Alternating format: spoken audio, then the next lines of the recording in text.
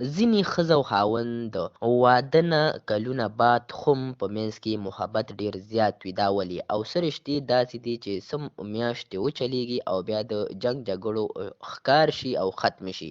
د دې وجه څه کیدلی شي؟ یوه ښځه په خپل خاوند باندې خپل ځان هم قربانولو ته تیاریږي، او بل سایډ ته یوه ښځه د خپل خاوند په موجودګۍ کې هم ځان تنها محسوسوي. اصل راز یې څه دی؟ غټې تحفې، دولت یا نور څه؟ نن به په دې ویډیو کې دغه راز درته بېنقاب کومه چې د ښځې او خاوند پټ راز څه دی. رشته او نکاح دا یو معاهده نه ده، دا یو احساس دی، د دوو زړونو، د دوو سوچونو او د دوو دنیاګانو یو تړون دی. خو ډېر خلک دا سوچ کوي چې واده د ذمهوارۍ نوم دی. نو دا د ټولو نه یو غټه غلطي ده.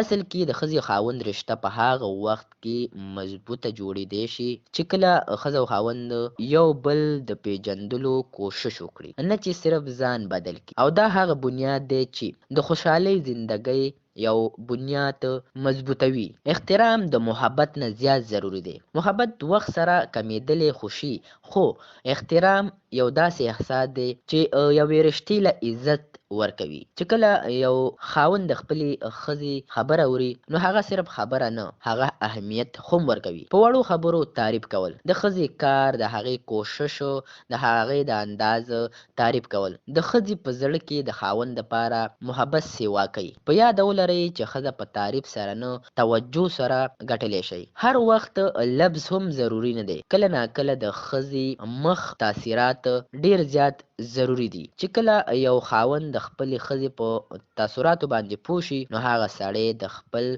ښځې زړه همیشه دپاره وګټلو. او د کامیاب رشتې دپاره د ټولو نه غټ ضروري کار احساس او تحفظ. چې کله یو ښځې ته یقین وشي چې د هغه ښځې خاوند صرف د هغې دپاره دی، او دغه خاوند به کله هم ځان له پرېنږدي، نو هغه د دنیا د هر تکلیف خلاف یو مضبوط دیوال جوړوي ځان. او دغه خبره د ښځې او خاوند په زړه کې محبت سیوا کوي.